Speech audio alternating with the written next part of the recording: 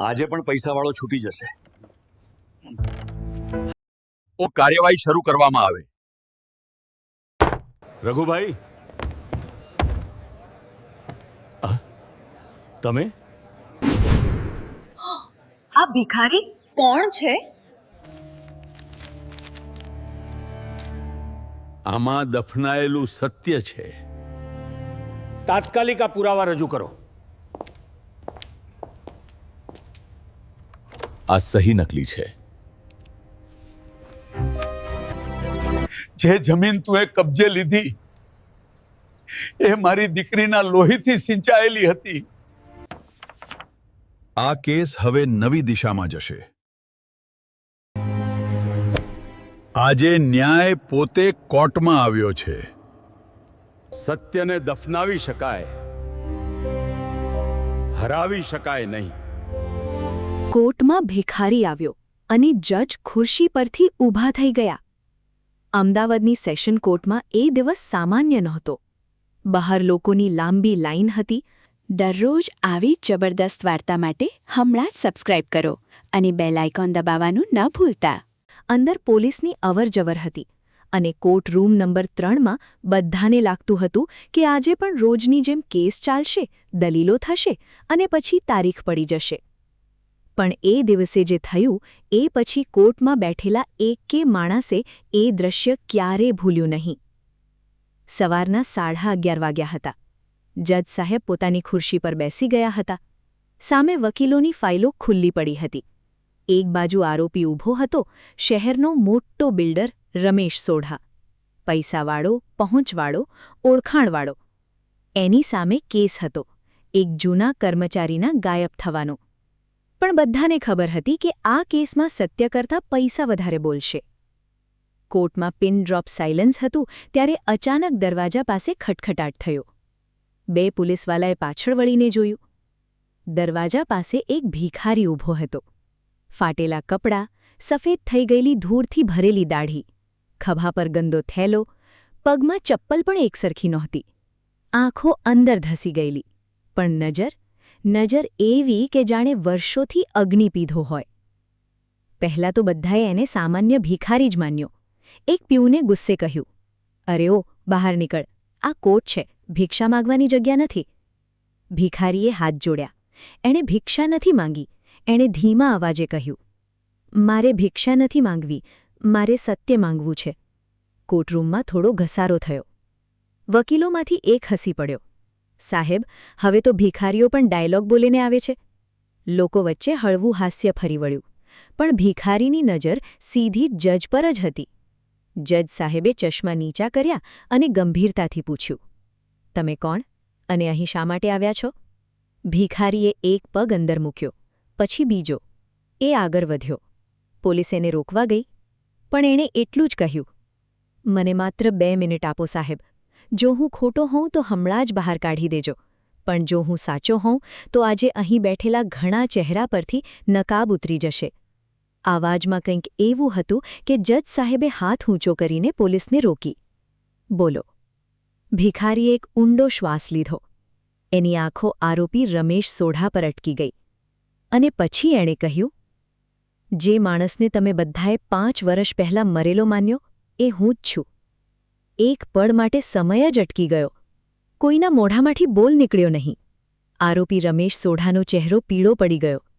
સરકારી વકીલે તરત જ પૂછ્યું, "શું બોલો છો? નામ શું છે તમારું?" ભિખારીએ જવાબ આપ્યો, "મારું નામ છે મહેન્દ્ર વાઘેલા." આ નામ સાંભળતા જ કોર્ટરૂમમાં હાહાકાર મચી ગયો. કારણ કે મહેન્દ્ર વાઘેલા એ જ માણસ હતો જેને 5 વર્ષ પહેલાં બિલ્ડરની કંપનીમાંથી ગાયબ થયા બાદ મરેલો જાહેર કરી દેવામાં આવ્યો હતો. પોલીસે કેસ બંધ કરી દીધો હતો. ઘરવાળાએ રડીને સ્વીકારી લીધું હતું કે હવે એ પાછો નહીં આવે. પણ આજે એ માણસ જીવતો કોર્ટમાં ઊભો હતો. અને સૌથી ભયંકર વાત એ હતી કે એને જોઈને જજ સાહેબ ધીમે ધીમે પોતાની ખુરશી પરથી ઊભા થઈ ગયા. કોર્ટમાં બેઠેલા બધા ચોંકી ગયા. જજ સાહેબના હોઠ કંપી રહ્યા હતા. "મહેન્દ્ર?" આ વખતે આશ્ચર્ય માત્ર લોકોના ચહેરા પર નહોતું. હવે સવાલ એ હતો કે જજ સાહેબ એને ઓળખે છે? ભિખારીએ જજ તરફ જોયું. આંખોમાં પાણી આવી ગયું. હા સાહેબ, હું એ જ મહેન્દ્ર, જેને તમે વર્ષો પહેલાં એક વાક્ય કહ્યું હતું. ગરીબ માણસનો એકમાત્ર બચાવ સત્ય છે. હું એ વાક્ય પકડીને હજુ સુધી જીવતો રહ્યો છું. કોર્ટરૂમમાં એકદમ સન્નાટો છવાઈ ગયો. જજ સાહેબે પોતાની લાગણી સંભાળી, પાણીનો ઘૂંટડો પીધો, પછી કહ્યું, કોર્ટમાં શાંતિ રાખો. મહેન્દ્ર વાઘેલા, તમે જે કહો છો તે ખૂબ ગંભીર વાત છે. તમે સંપૂર્ણ સત્ય કહેશો? મારી પાસે હવે ગુમાવવાનું કંઈ જ નથી સાહેબ. હું ખોટું બોલી જ નથી શકતો. મહેન્દ્રને સાક્ષીપીઠ પાસે લાવવામાં આવ્યો. એની હાલત જોઈને પણ સમજાતું હતું કે એ વર્ષોથી રસ્તા પર જીવ્યો હતો. શરીર પર જૂના ઘાના નિશાન હતા. હાથ પર બળતરા જેવા ડાઘ હતા. સરકારી વકીલે કાર્યવાહી શરૂ કરી. મહેન્દ્ર, 5 વર્ષ પહેલાં શું થયું હતું? મહેન્દ્ર થોડું મૌન રહ્યો. પછી એણે ધીમે ધીમે પોતાની કથા શરૂ કરી. હું રમેશ સોઢારી કંપનીમાં અકાઉન્ટ વિભાગમાં કામ કરતો હતો. નાની નોકરી, પણ ઈમાનદારીથી કરતો હતો. મારી પત્ની મીના, એક દીકરી ચાંદની અને મારું નાનું ઘર. બહુ મોટા સપના નહોતા. બસ 2 સમયનું ભોજન અને દીકરીને ભણાવવી હતી. એ બોલતો ગયો અને કોર્ટમાં બેઠેલા લોકો સામે જાણે આખું દૃશ્ય જીવતું થઈ ગયું. એક દિવસ ઓફિસના જૂના હિસાબ ચકાસતો હતો ત્યારે મને ખબર પડી કે કંપનીના નામે ગેરકાયદેસર જમીન સોદા ચાલી રહ્યા હતા. કાગળ પર ગરીગોના હસ્તાક્ષર નકલી હતા. કરોડો રૂપિયા બ્લેકમાં ભરતા હતા. પહેલાં તો મને લાગ્યું કે કદાચ મારી ભૂલ હશે, પણ જ્યારે એક પછી એક ફાઇલ ખોલી ત્યારે મને સમજાયું કે આ ભૂલ નહોતી, આ તો આખી લૂંટ હતી. વકીલે પૂછ્યું, પછી મેં મારા સિનિયરને કહ્યું. એણે કહ્યું, આ ફાઇલ બંધ કરી દે મહેન્દ્ર, આ સત્ય પેટ નથી ભરતી. પણ મને રાત્રે ઊંઘ ન આવતી. મેં કેટલાક કાગળોની નટલ કરી. વિચાર્યું કે જરૂર પડે તો પુરાવો રહેશે. રમેશ સોઢાનો વકીલ તરત જ ઊભો થયો. ઓબ્જેક્શન માય લોર્ડ, આ બધી બનાવટી કહાની હોઈ શકે. સાક્ષી પાસે પુરાવો છે? મહેન્દ્રે સીધી આંખે કહ્યું, હા, પુરાવો છે. પણ વાત ત્યાં સુધી કેવી પહોંચી એ પણ સાંભળો. જજ સાહેબે વકીલને બેસાડ્યો. સાક્ષીને બોલવા દો. મહેન્દ્ર આગળ બોલ્યો. એ જ સપ્તાહે રાતે હું ઘરે જતો હતો. રસ્તામાં કંપનીની ગાડી મારી આગળ આવીને અટકી.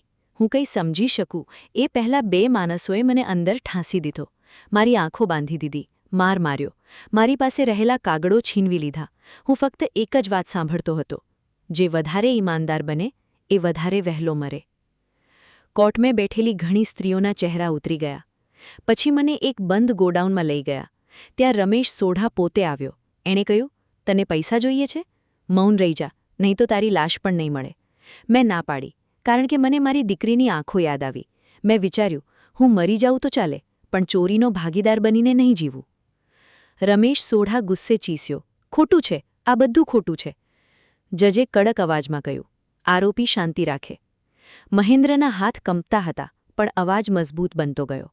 પછી એ લોકોએ મને મરેલો સમજીને નદી કાંઠે ફેંકી દીધો. મારી હાડકી તૂટી ગઈ હતી, માથું ફાટી ગયું હતું. મને બચાવ્યો એક વૃદ્ધ ભિખારીએ. કોર્ટરૂમમાં ફરી હલચલ થઈ. એનું નામ હતું બાબુકાકા. એ પોતે રસ્તા પર જીવતો હતો, પણ દિલથી રાજા હતો.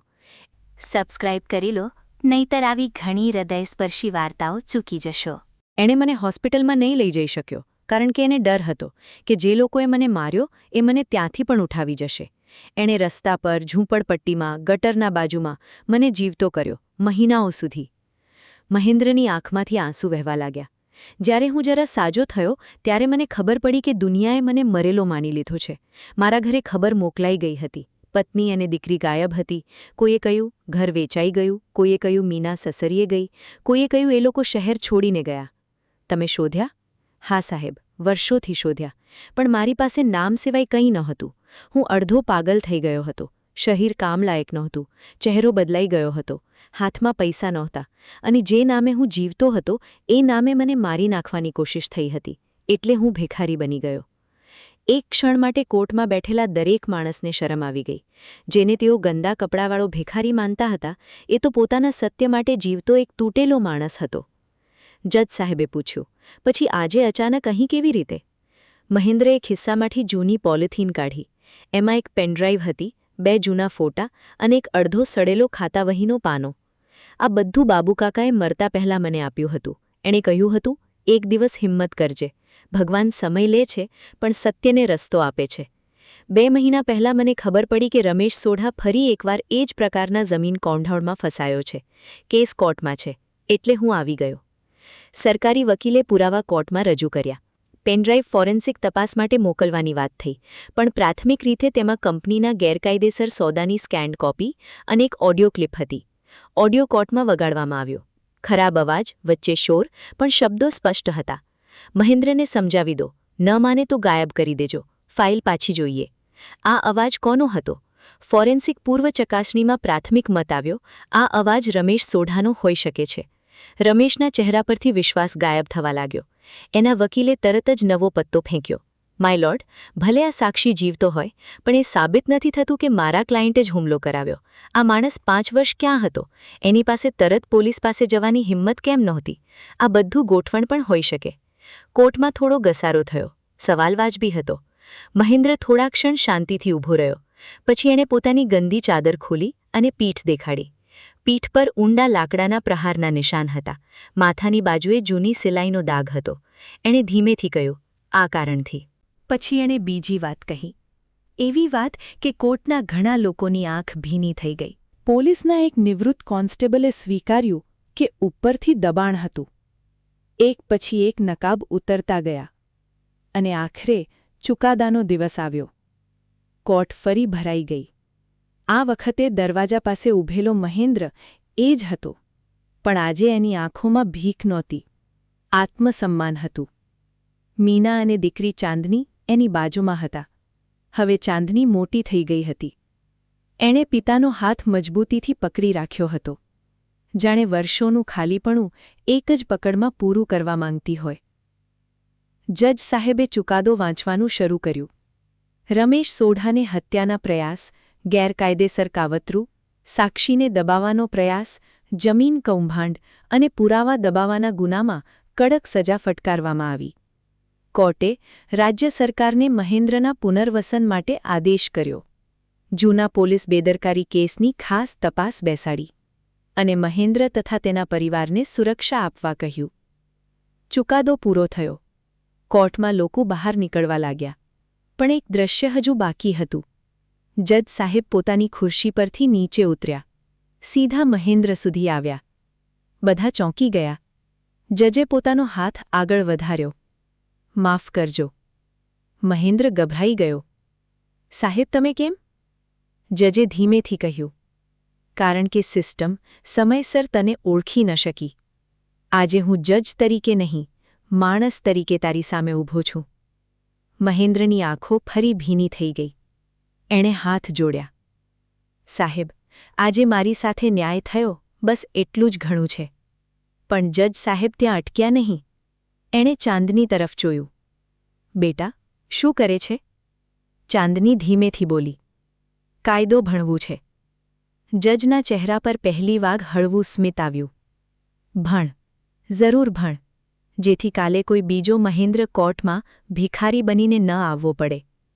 આ શબ્દો સાંભળીને મીના ફૂટી ફૂટી રડી પડી. મહેન્દ્રએ પહેલીવાર પોતાની દીકરીને ગળે લગાવી. બહાર વરસાદ શરૂ થઈ ગયો હતો. એ વરસાદ સામાન્ય નહોતો, જાણે આકાશે પણ વર્ષો જૂની ધૂળ ધોઈ નાખી હોય. કેટલાક મહિનાઓ પછી મહેન્દ્ર હવે રસ્તા પર નહોતો. એક નાનકડા ભાડાના મકાનમાં પરિવાર સાથે રહેતો હતો. શરીર હજી નબળું હતું, પણ મન ફરીથી જીવતું થઈ ગયું હતું. એક એનજીઓએ એને કામ આપ્યું, ગરીબો અને ગુમ થયેલા લોકોના કેસમાં મદદ કરવાની. જે માણસ ક્યારેક પોતાનું અસ્તિત્વ સાબિત કરવા ભટકતો હતો. એક લાઇક, એક સબસ્ક્રાઇબ અને એક શેર, બસ એટલો સપોર્ટ જરૂરથી આપજો હો ને. એ હવે બીજાના અસ્તિત્વ માટે લડી રહ્યો હતો. એક દિવસ કોર્ટની બહાર એક ગરીબ વૃદ્ધ સ્ત્રી બેઠી રડી રહી હતી. કોઈ એની વાત સાંભળતું નહોતું. મહેન્દ્ર એના પાસે ગયો અને ધીમેથી પૂછ્યું, શું થયું માં? સ્ત્રીએ કહ્યું, મને કોઈ ઓળખતું નથી બેટા, બધાને હું પાગલ લાગું છું. મહેન્દ્ર હળવેથી સ્મિત કરીને બેસી ગયો. ડરશો નહીં, ક્યારેક સત્ય પહેલાં પાગલ લાગે, પછી જ સાબિત થાય. અને એણે એની અરજી પોતાના હાથેથી લખાવી, કેમ કે હવે એને ખબર હતી, ફાટેલા કપડામાં આવનાર દરેક માણસ ભિખારી નથી હોતો. કેટલાક લોકો સત્યનો છેલ્લો ટુકડો લઈને આવે છે. અને એ દિવસે કોર્ટમાં જજ ખુરશી પરથી ઊભા કેમ થઈ ગયા હતા? કારણ કે તેમના સામે ભીખ માંગતો માણસ નહોતો ઊભો. તેમના સામે જીવતું સત્ય ઊભું હતું.